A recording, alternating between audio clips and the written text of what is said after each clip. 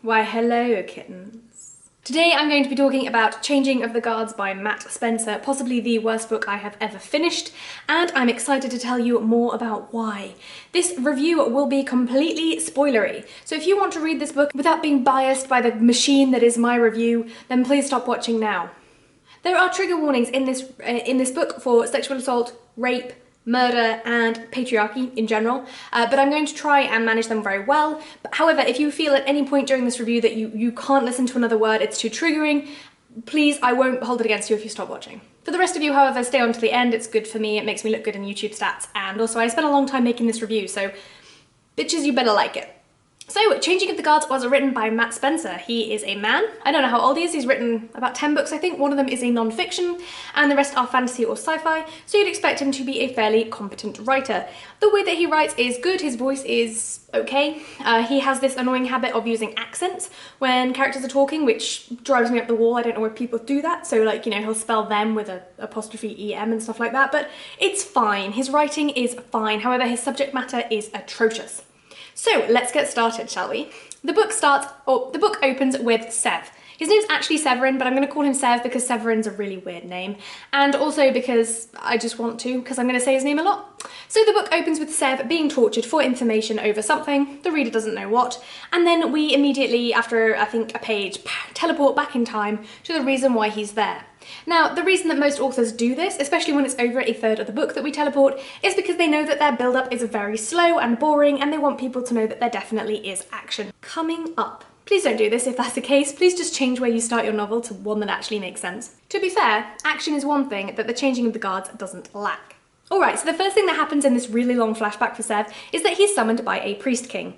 Now, this is obviously the ruler of their area, and he's told by the priest king to do some stuff and, like, sees some stuff he's not supposed to see, and that's kind of the end of that. It's kind of like, I think he's forced to go meet him at the theatre or something, and they exchange messages with some kind of futuristic technology, but you don't need to care about all of that. What you do need to care about is that after Sev meets with the priest king, he heads back to his hotel, which isn't really a hotel, it's like rooms in the priest king quarters or whatever, and he is guided back to his hotel room by two sex workers who are in the employ of the omnipotent priest king, and therefore, you know, are slaves. And the main character makes sure to tell us that he doesn't find them attractive and he's not into that kind of thing, so he sends them away. Women 1 and 2. Then he decides to go out for a walk in the city-state. He is a little bit tired and a little bit worked up from his meeting, and he wants to blow off some steam by going to a pub, I guess, so he descends a few levels to where the more rough clientele live. This is where we hear woman number 3. We never get to see her, but she is a slave and she's currently engaged in sexual intercourse in the streets because they drug the slaves with aphrodisiacs in order to eat their children. Yes, you heard that right. So woman number 1 and 2 were employed unwilling sex slaves, and the third woman is being raped in the streets. The main character makes no notice of this and in fact ignores the slave as he goes about his business. Woman number 4 is actually playing an instrument in the pub that he decides to go to, and he thinks she looks familiar, but you know, that's about it really. Doesn't mention how sexy he finds her, but the song she's playing transports him back in time so that we get to meet woman number 5. She's his childhood girlfriend and obviously they made out. That's what he remembers. Then we meet woman number 7. No, 6, I can count. Woman number 6 is a police chief. Finally, a woman in a position of power in this society. You know, whatever will we do? Surely that the author will not sexualize this woman. She will be the first woman that we have not sexualized in the whole novel. Well, don't worry, folks. She's actually sexually harassing one of her co-workers that reports to her. She's also a little convinced that Sev is coming onto her, and Sev finds this quite insulting that she is obviously talking around things and making sure that she's only talking about work, because how dare she be work-minded, am I right? And while Sev's talking to her, or actually while Sev goes to the bar to get a drink, he overhears the subordinate that she's having an affair with, or a work relationship, talk about framing charges against this poor young woman who's playing the musical instrument. Remember woman number 5? Yeah, and you know, they talk about making her have sex with them or perform a sexual act on them so that they don't arrest her for playing an illegal song. So I should point out here that Sev actually does step in when the police officers threaten this poor young woman and says that they shouldn't say things like that and beats them up a bit. So there is some physical violence and retaliation to this threat, but... So that's the first 5 women. 6 women? 5 women? Can't remember. That's the first women that we meet in this book. We're told about how sexy they are, or not, in the case of this main character, and we're told that they either are interested in Severin or they're not. Yeah, so this was the point at which I put the book down the first time. But I was talking to some friends, tweet storming on Twitter, and I read this review on Goodreads that went something like, at first I saw a few red flags in the novel, but after reading for a while I realised that there weren't that many. And I thought, oh, maybe that female reviewer is talking about the fact that all of the women are sexualised, and maybe that's addressed further on in the text. Maybe I should read it and tell you guys if it does get better and if it does address these concerns. Spoilers, it does not. So, the young woman turns out to be the love of Severin's life, although we don't learn that till later.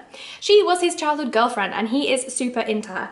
And they chat for a bit, but she, you know, has her own thing going on and they leave. They split ways. So this book's grasp on time and timeline is very, very loose. It will jump periods of days and weeks in between chapters and you never quite know where you are because obviously you had that weird time jump backwards at the beginning of the book and that just kind of like throws everything out. So with no explanation whatsoever, now we're in the wilds with our little Sevi and he's trekking through them with the second in command, which is the police captain we actually met in the bar. If you remember, you know, she was a woman and she was in the pub and she was sexually harassing one of her underlings. Well, that underling isn't there, but he's actually co-opted this woman as his second in command on this special mission that the Priest King has charged them both with. Well, actually just Sev, because Sev's the only supercharged human there. Now, our little Sevi is an edgelord. He has been genetically engineered and then trained over many years in order to have muscles that the normal human doesn't. Although they're not humans, they're spirelites, but whatever. The normal spirelite doesn't have. So they're out in the wilds and he's tried to masturbate to the second in command, but he's failed because she's too abrasive and it gets on his nerves. So like, even though he's like trying to keep it on, it's just not staying hard. And the quote is, yes, I did take quotes. Many a young man back in Treshire no doubt had watched Ella on patrol and jerked off nightly to the thought of her. Sev didn't blame them. After a week in the field with her though, he couldn't get it up to visions of hate fucking her. And he tried. The poor, poor man. The tea is burning my fingers. That is how scalding hot the tea I bring you is. Second in command is called Ella. She actually gets a name, which is pretty cool because as a woman in this book, if you get a name, that means you're somewhat useful. So Ella hasn't got her little fuckboy, so she chooses another boy to have sex with, which is fine, you know, they're only her underlings and that's not sexual harassment in the workplace at all. But, you know, maybe that's how this culture goes. You just find a man and you fuck him because he has no control over his own actions. But then the bit I took offence at was the fact that she started beating him. Sev seems to have no problem with this. Not one, not a single problem. Yeah. Alright, so neither does the author, obviously, because he wrote it and nothing bad happens to them because of that relationship. So that's just a thing. Don't worry though, because Severin is absolutely brilliant at everything. And I do mean everything, because remember how I said he was an edgelord? This is an actual quote. Severin had been trained to ride gorlongmongs, kind of like giant gorillas. Just think of them as giant gorillas, they're not important. And had excelled at wrangling the most ornery, willful ones, because the pansy ones, you know, who wants those? And also, his gorlongmong is the leader gorlomong, and all the other gorlomongs obviously follow along with his gorlomong. And yes, I am enjoying saying the word gorlomong because it's ridiculous. But yeah, so he's such an edgelord that not only does he choose the strongest and most powerful and most willful gorlomongs, then they also become the leaders of the other gorlomongs. So he's the leader of the humans slash glow, whatever they're called, forgot what they're called now, it doesn't matter anyway. He's the leader of them and his mount's the leader of the other dudes. Anyway, so they come across this village where some weird stuff has been happening and that's the kind of the stuff they were sent to investigate. Some of the crops are becoming, there's a dog like out of a window in a nearby building and I'm scared he's gonna jump out, but he seems chill. Alright, so this is what they've been sent to investigate. Like some people are going crazy and there's been some kind of genetic mutations and there's also some rebels in the hills and stuff like that. So Sev's gone to check out what is going on. The dog's gone, hopefully inside. The lay of the land, as it were. So he's out there, you know, investigating and there's this couple, this really old couple, and they say, please don't go in our house, there's nothing to see there, it's just, you know, a bit illegal. Because he was trying to barge in. And they have gods that they're not allowed to worship. And he's like, oh, I'm gonna go in there and torture you because of what I find. And then their granddaughter comes out and is like, oh no, please don't look at my stuff and torture my grandparents, like, I'll have sex with you if you want. This goes down like this. Also, she's the next woman we meet. A Scormite girl wore nothing but a ratty nightslip that went not quite to her knees. He caught himself drinking the sight of her though, beautiful in her rage. He made his face blank again, but she'd already spotted what was really on his mind. She sneered wantonly. Everybody who's watching, try and sneer wantonly. So he's gonna rape her in order to leave her grandparents alone and not beat the hell out of them. fine, I guess. I mean, she offered herself to him, but it was like so that he didn't torture her grandparents. So I think we all know that that is sexual assault, rape, not a good power dynamic, whatever you want to call it. Not cool, okay? Uncool. She's all like, hey, can we use the bed? And she like pulls him towards the bed so that, you know, she's comfortable. And he decides, no, he doesn't want to use the bed. So instead he put her up against the nearest wall. Seriously, dude? Seriously? Anyway, while he's fucking her, the village is attacked by mutated animals because his literal job, the dog's back in the window, so we're good. His literal job is to investigate the mutations, and instead he's fucking this poor girl who did not want to get involved with him at all. But you know, whatever. Anyway, so the village is attacked, and obviously he orders all of the mutated fields to be put to fire and kills all the things that are attacking them or something. But while he's putting the fields to the fire and there's smoke everywhere, his team are attacked by bandits. Don't worry though, because he's a badass. The muscles in his wrist, thumb and forefinger had been conditioned, not just to draw the cord back of his special bow that only special people can draw the bow back of, but to pluck, knock, aim and loose dozens of bolts in seconds. Dozens in seconds. Just to let you think about the mathematics and the possibility of that one. Also don't know what my hand is doing. He also looses bolts without knowing where they're going, and in the dark and smoke and top forest, he manages to hit 6 people, I think. He can't even see them, but apparently he can hear where the arrows are coming from. The only reason we know how injured he is, because obviously he is a badass, is when he's captured by the bandits. One of them comments that man, his brain must be scrambled. He thinks reelers something to stare at. So even the rebels are like totally anti-women. Anyway, he gets captured by these rebels. His whole team does, or some of them are probably dead by now. A bandit kisses Ella, that's the second in charge policewoman. She bites him because he's kissing her, and he hurts her and then tries to tear her trousers away. The king of the bandits, or the rebel leader, or whatever you want to call him, his name's Rock, so we're going to call him Rock. I mean, that's not his name, but that's his name now. His name's Rochester or Rochester. His name's Rock now. Rock's all like, no, we don't do that to their women. His literal words, we ain't like that. We don't do that to their women, remember? And they can't risk getting them pregnant because they're cross-species. I mean, come on, we don't want to accidentally spawn some fucked up mix between our species, do we? Do we? I don't know, maybe. Anyway, this will be important later, so I want you to remember that quote about not being able to get them pregnant, because he immediately cuts her throat to stop anyone else raping her. Don't worry though, don't worry. The randy men of the rebel gang will rape the men they took captive instead, but they'll murder the women. I think that was the only woman in the text, but maybe there were more because, you know, equal opportunities employer. But anyway, they're all dead now and he's raping the men. Sev doesn't get raped, just in case you were worried again. So at least we have equality in the torturing department. Sev is getting the special treatment. He gets to drink alcohol with the rebel leader because they are kind of like interested in what's going on in his head. So we're back full circle to where we began the book. And I actually know that time is linear from now on. I mean, it still does the weird jumping in between chapters, so you don't really know where you are, but you know, it's linear, so it's it's much easier to follow. Then, just as we get a moment of peace and quiet, he is like trying to discuss with Rock the terms of their agreement, whether they're going to work together or not, and they're attacked by these gorgolons, do you remember those, that have mutated because they've been drinking in the river.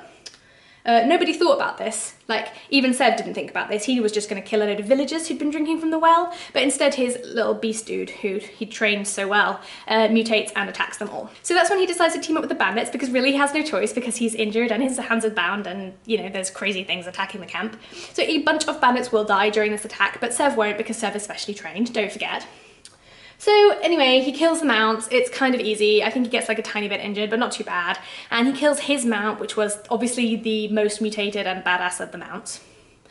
And then with the blood of the mount that he killed, he's like, I'm going to figure out what poisoned them. So he uses a special chemical compound that he keeps on his belt because he keeps a bunch of experimental chemical compounds on his belt. This is actually an established fact a few chapters ago, I think.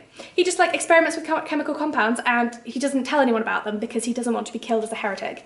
So he's got these chemical compounds and he uses one that usually separates the blood from the poison. And what actually happens is that the poison was God's. So it was a really bright light came out of this chemical compound in the blood he mixed with it and stunned everybody who was looking at the experiment. So all of the bandits are now frozen in place and they can't move. They can't even move their mouths, including Severin. Sev gets caught in this too. So the poison that was mutating everyone was God's. I just want to let you mull on that for a second. So while they're stunned, some other city guards come up, or policemen, or whatever you want to call them, who no one knew was in the area, and they're like, oh look, some bandits that are just standing around doing nothing. I guess we'll capture them. And then they find Sev, and they're like, oh, an injured hero. Let's assume he captured all these bandits single-handedly, even though he's clearly in the same trap as them, and he gets special treatment. All right, so now we're back in the city-state, and Sev's all like sick or whatever, but everyone's happy, caught the bandits, and life has gone back to kind of normal. So he's still in the infirmary when I think, when Ella, that's the police chief, her second in command that she was abusing, comes in and says really nice things about her. We actually get a compliment for a female character for once, but it feels very much like he shouldn't have been the one to give this, considering she was taking advantage and abusing him, but whatever. And he says, we all respected her, Captain, all us boys she commanded in the patrol. We liked her too. It's rare a leader like that, someone you respect absolutely, who's also a friend you'd want to march into the burning shit with. Don't worry though, because that sounds like a really nice compliment, and Sev immediately invalidates it. Do you want to know why he invalidates it? I'm sure you can guess. Because it was said by the guy who was throwing it to her. Note that the power dynamic of this couple is immediately back to being the man giving it to the woman and not the woman the woman abusing the man. Notice that we have brushed aside all of the power and awful dynamics of that relationship and kind of turned it into this cute little workplace romance. Just, ugh. So he's all like, I'm gonna tell everyone the truth, even though he doesn't know anything. And like, he's watching the captain because he thinks that the captain killed Ella for some reason. And yeah, that's a thing, that's a subplot. I want you to remember that as well, because that also comes in later. So, Sev is super injured, but he decides to push all his pain out of his body to like his fingertips or something, and it will catch up with him later.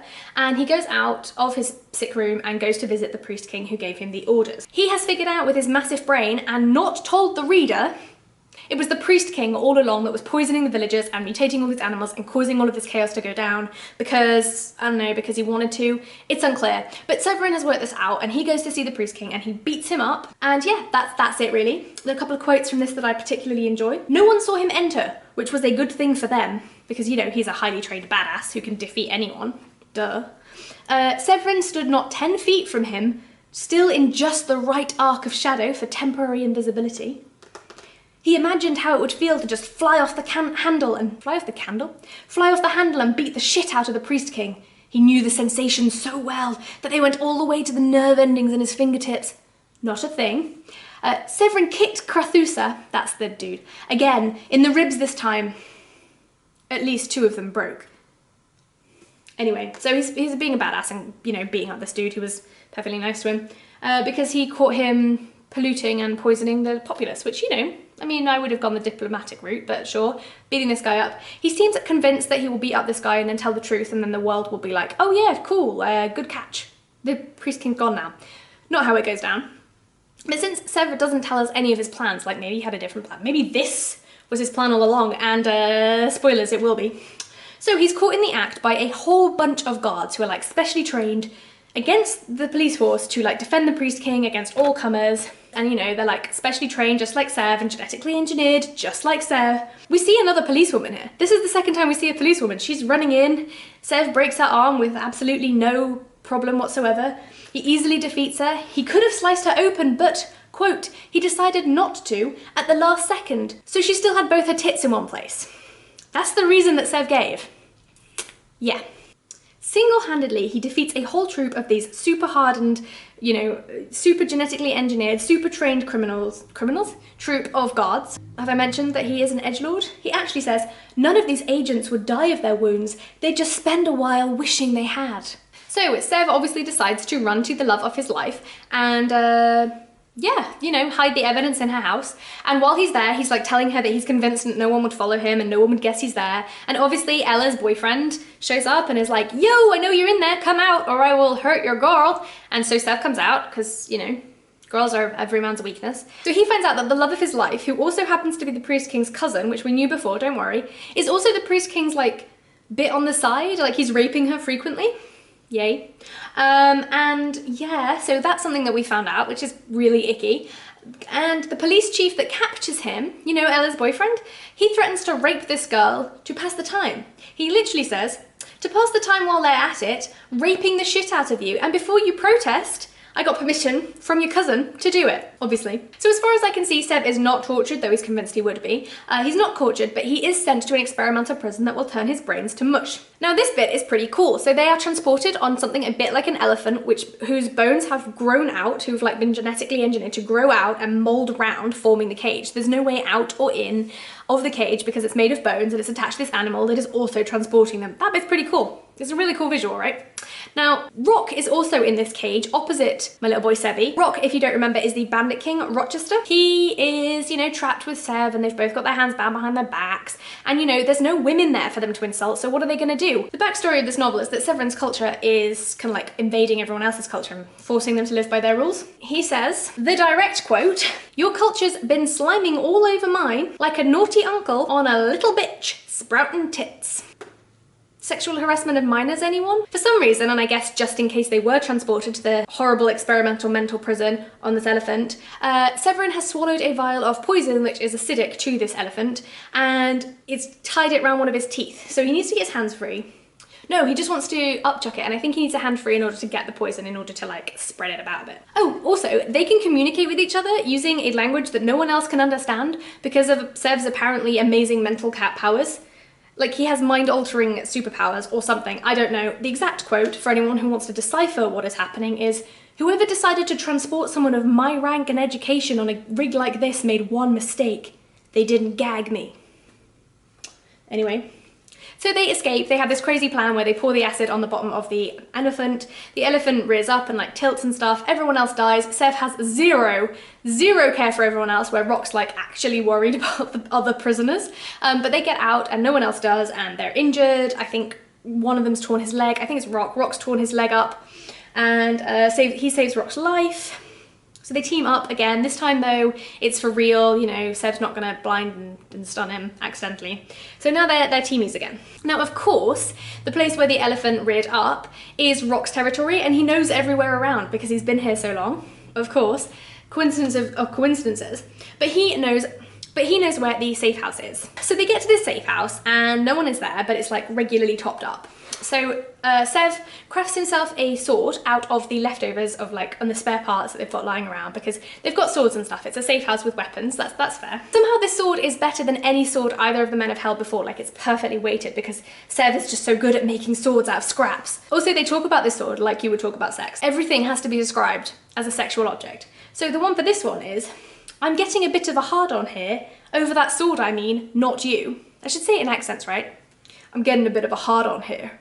Over that sword, I mean, not you." And then later on, "Cut the sensitive whiny shit, will you? You wear it about as well as you would a high-class horse sash." You see what I mean? You see what I mean? Everything in this book is about sex. So they have completely nonsense conversations about Rock could hear someone coming towards the safe house, and Sev couldn't because Sev's hearing's not as good as Rock's, despite Sev being the best at everything. And then Sev's like, "Why didn't you tell me?" And Rock's like, "Because I'm telling you now, I guess." And Sev's like, "Yeah, but you could have told me earlier." And this conversation makes even less sense when you realize Sev tells Rock nothing. Sev gets Rock into so many bad situations and tells him nothing. So they're like, kind of like join this society of people that Sev's people have been undermining for generations and enslaving for generations, and you know, they're not that comfortable about it, but Rock's all like, "He's my chum, he's fine," so they're all fine with it. And obviously Sev, in this little community, finds a woman to fuck. She also happens to be a woman who will teach him how the nature magic works, which is the only thing he doesn't know because, well, he knows a lot of it actually, I take that back. He actually knows a lot of the nature magic because he's been studying it. So I don't know why he needs her, but anyway, she teaches him more of it, I guess. This is the next woman we meet, by the way, just keep that in mind. She kept looking over at him. Like maybe he was the first adult sporelight she'd seen up close since hitting puberty, and he made for a tasty looking sight. Either way, he shot her a smile to let her know they were on the same tail leaf. Because of course everyone wants Sev, of course. Like, if you didn't know already, everyone wants Sev. So Rock says that since Sev has had sex with that woman, Rock himself cannot have sex with that woman because, you know, a glow stick, that's the racist word for spiralite, because a glow stick has been up her vagina and he can't stomach the thought of sticking it somewhere once a glow stick's been up that. I hope that I don't have to explain to my viewers why referring to a woman as used or not worth it because she's had sex with any man, but even, you know, even if it wasn't because of a race situation, although it clearly is a bad thing. Like, why are we branding women with the people that they've had sex with before? Who even said she would have wanted Rock in the first place? Like, just remember folks, These guys are the good guys. Sev and Rock gather a bunch of men who like were loyal to Rock before and trust Rock, and like, you know, Rock's worked with them before on heists and stuff. And they're all like, yeah, sure, we'll help you with this very specific heist that you have laid out the steps for very specifically. Everyone's happy. There is one adolescent woman with them on this trip because there has to be a token woman, otherwise it's not feminism, am I right? She is described as having a blooming, athletic young body. And then, just to remind you about how young they are, Rock was playing with her as like a 4-year-old last time he was in the zone, and he describes it as, no fucking way has it been that long since I last played with you, because, you know, she has grown up too much and he doesn't believe it. She is also one of the 2 best stealth scout runners we got, so, you know, she's competent, and she is a sharp, capable, lovely young warrior in the making. So she's obviously like, she's a woman and she's only slightly sexualized, so I guess that's a win. They send the rest of the crew out to get some more people for their raid because they need exactly 50 men, no more, no less, or Sev's plan won't work. All of these people go out to recruit people, and Rock and Sev go on this really weird quest to find some information from an old woman in a retirement home who like doesn't have a leg anymore, that's why she's retired, whose husband was murdered, they think, by the priest king. There is literally no point to this plot point as far as I can see. They find the information they go for, but Sev was the scientist who came up with it anyway in the end. And also, this is what he says about breaking in without being seen. All visible ways in or out of the space were patrolled by guards. He knew of the not-so-visible ways in, and more importantly, how to reach them unobserved. But why? I mean, if he's been trained to infiltrate places, fine, but infiltrating a nursing home, a retirement home? They go and see this woman. She is an old woman. If you remember Ella, the police captain, this is her mom, who was hurt in the line of duty and retired here. A widow. Her daughter has just died. So of course, when Rock and Sev visit her, she tries to seduce Rock. Obviously. So her hand tightened on his shoulder in a little of that special way, like she might decide to reach down and grab his ass. Once they reached an ovular table, she did just that. I'm an old woman, she slurred as though reading his mind. I don't give a shit. At least he's not being racist about her, because she's also a glow stick, I guess. And there's no ageism, like she's totally up for it. This is a description of Sev talking to the old woman now, when he came back with a drink. Mostly he just listened. This is Rock thinking about Sev as Sev spoke to the old woman. Mostly he just listened, sensing exactly when to speak up. Like he slipped his fingers up the old woman's skirt, playing her junk so she came convulsing and screaming like a demon was being exorcised from her body. I mean, if that doesn't turn you on, I mean, I guess you're a normal human being.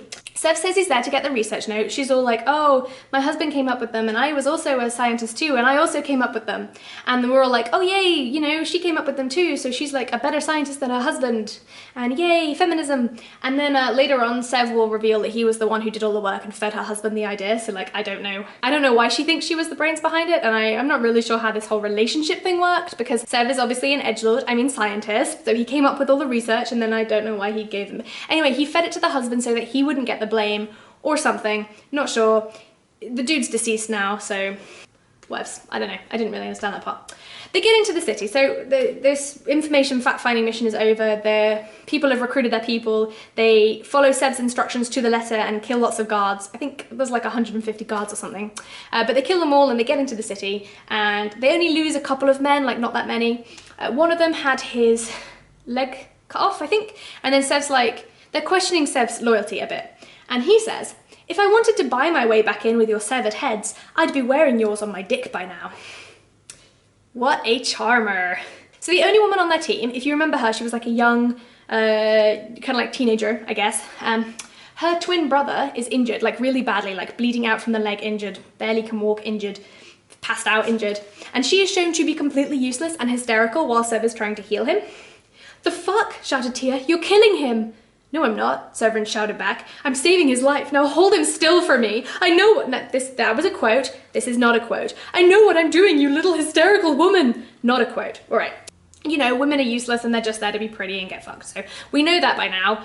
We've read a lot of this book already. I still have half a book to go. Get excited. So they succeed to get into the city-state, but then when they get there, Sev reveals that he was actually lying about the whole thing. So like they get there, they get this black rock, which is like a mystical black rock that Sev's seen once and Rock's heard about.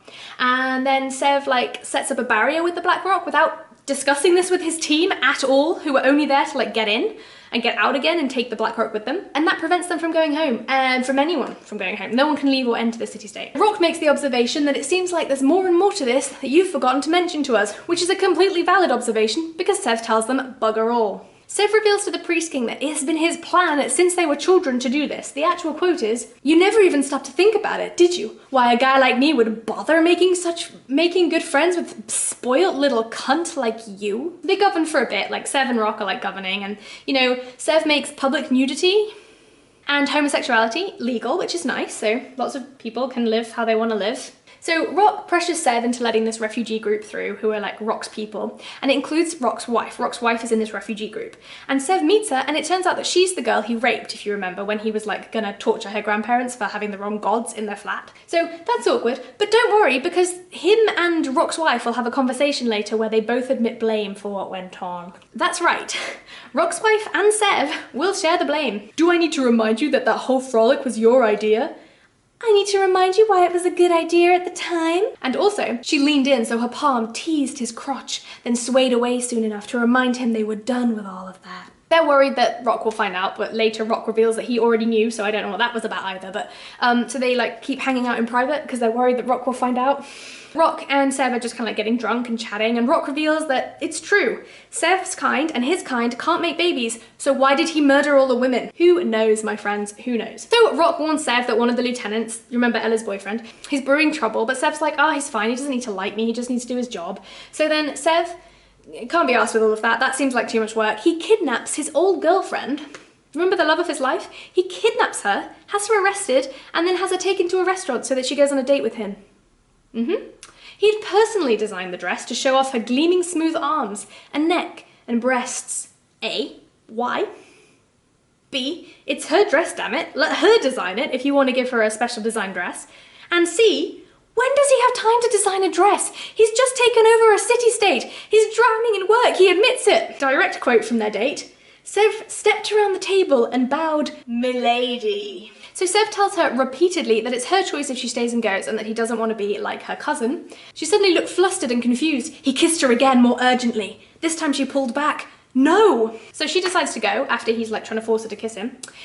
He has her escorted away like a criminal and then has her watched at all times. He sets a detail on her to watch her every movement. So the quotes for this one's quite long, so get ready. "Am I allowed to leave, General?" That's when the fraying cord inside him snapped, so the weight plummeted into his molten guts. He took a deep breath. Of course, he didn't bother to keep the raspy bitterness out of his mouth. Voice. He went to the main door, opened it, and signalled in Ketz. Escort the lady home. Ketz led Shira out and down the hallway, not quite unlike a jailer leading a prisoner back to the cell. Severin didn't bother to step in and correct this. Tia started to follow them, but Severin checked her and held her back for a word. "Assign a watch to her," he said, "the kind she won't notice. I want daily reports of her comings and goings, activities and associations." Because he's a creepy stalker dude. He's having her watched at all times, but later on it gets worse because he's going to have her forcibly kidnapped and force her to confront her cousin, who's still barely alive somewhere, that Sev's been kept and tortured and stuff, and then learn from her cousin how to be a priest king. "Look, this isn't right," Shira pleaded. "Severin Grist made it clear it was my choice whether or not Whether you wanted to have more of your candlelit outings," said the policewoman. "Of course he did. He is a gentleman after all, and a generous one." "No, he's not. This ain't some sparkly cutesy little dinner date you're being asked out on this time, though." So anyway, his goal, Seb's goal, in doing all of this, is to falsify some records that mean that she'll be the new priest king and the old priest king will be like decked out or whatever. But instead of just explaining this to her, he has her forcibly kidnapped and brought to the temple with no explanation and brought face to face with her cousin with no warning. So at the sight of her cousin, years of oppressed, bottled trauma rolled through her body in a wave. From within his hiding place, Severin saw the quiver of her eyes and lips. It was enough to make him want to draw his scimitar and cut his own throat, because the boy has no empathy. So he's spying on her and stuff. He's spying on her while she meets her cousin. That was what that quote was. And then he has her dumped into a room. So also, apparently, Sev somehow being her boyfriend back when they were children meant that she couldn't bear children for the priest king. Like, that's a genuine thing that happens. The quote for that is, "I had a plan to leave a honourable legacy. It was you're doing, yours and hers back when we were teenagers. She never could have, not after you." What? Anyway, so apparently, like, if you love someone enough, I don't know, dude. It's probably completely nonsense, but apparently if you love someone enough, you can't have babies with someone else.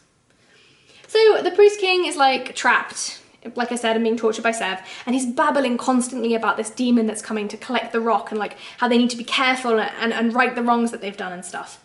And it's flying ever closer to the city-state. Oh, also, forgot to mention, the guards in this room, where he's, like, training his cousin in how to be a Priest King, they have no eardrums because they've been burnt out, but they can feel the vibration of words and the intents, and they're specially coded to react to certain intents by putting a crossbow through his throat.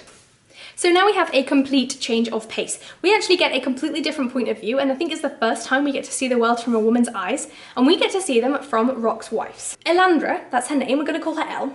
Oh, actually no, because there's Ella as well. We're going to call her Elandra, actually. Is apparently really smart, and she's helping Sev in his laboratory with some, like, magic science stuff. She won't stop hanging around with Sev, so he recruits her, and he doesn't tell Rock, because what if Rock gets suspicious?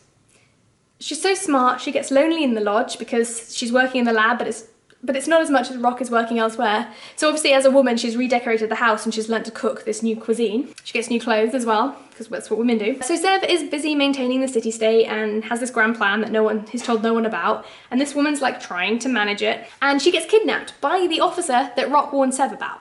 So she's kidnapped now. In a rare turn of events, we actually see that from her point of view. Don't worry, because it doesn't last. She's tortured, raped, beaten, and then killed. So it was only about a chapter that we got of her. She seemed really nice though, so all of this was done as a payback to Rock and Sev, mainly Sev, who I don't know why this would even bother, to be honest. Actually, I have just remembered that she might be pregnant with Sev's baby. Do you remember when they were convinced that he couldn't impregnate another race? Well, yeah. Because he's clearly a sociopath. But yeah, so this woman's life was ended as a message to her husband and his friend. Chess is also killed. So Chess is Rock's gay lover. So actually Rock was revealed earlier to be gay, and then it turns out he's a wife. So I guess he's bi. So bi representation, guys, from the rebel leader who is completely racist fuck. So Chess is also murdered in the same instance, like while trying to protect Rock's wife, because he's in love with Rock.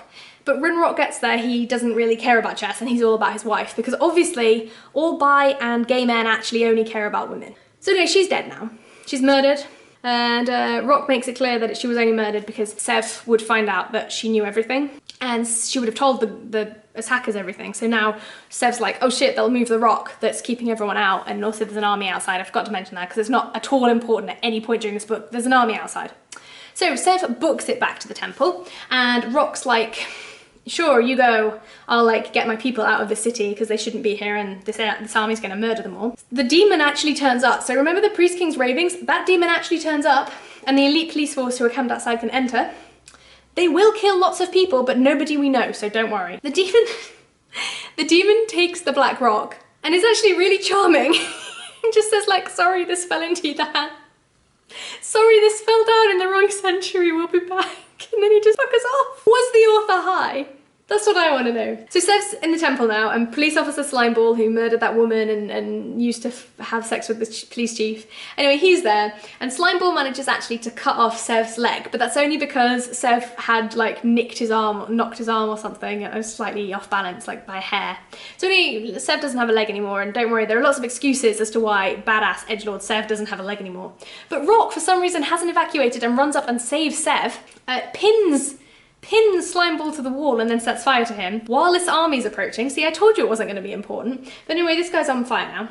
And then he carries Sev out of the city, despite being very injured himself, bleeding internally, and wastes the last of their magic medicine on Sev, who's passed out-ish, because Rock's like, you have to live longer than me and see the suffering that you caused by killing my wife or something. I didn't really understand that part either. But also Sev ran back to the temple and stuff, but, like, that did nothing because he immediately got injured and then left it again.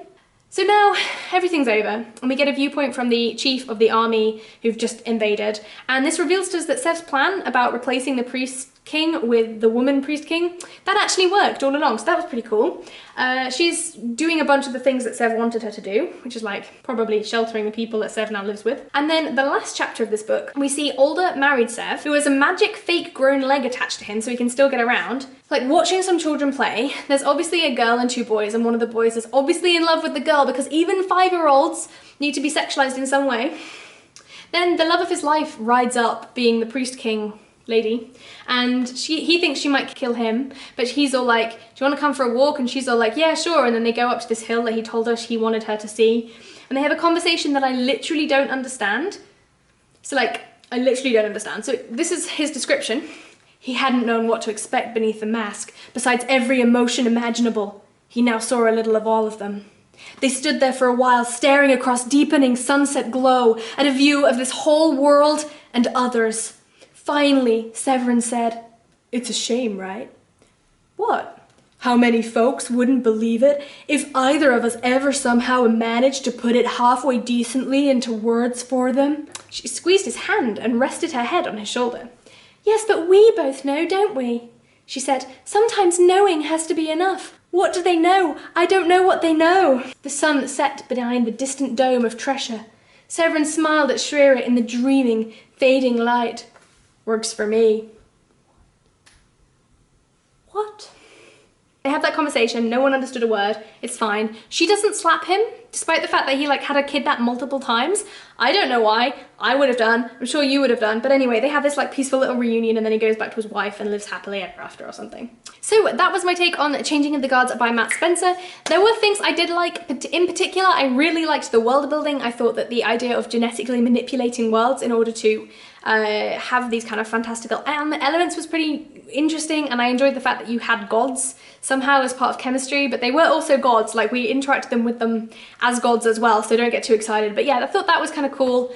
But yeah, the way that he treated women throughout the entirety of the book, I mean, there's a point where he's describing a landscape and he describes it as the wart on a marshland whore's arse. And I was just like, dude, why are you so obsessed with sex? There are other things in the world, like sex is good, don't get me wrong, but why does everything have to come back to your dick? That was The Changing of the Guards, the worst fantasy book ever written. If you have an even worse fantasy book, you let me know in the comments down below. I'm looking forward to hearing all about them.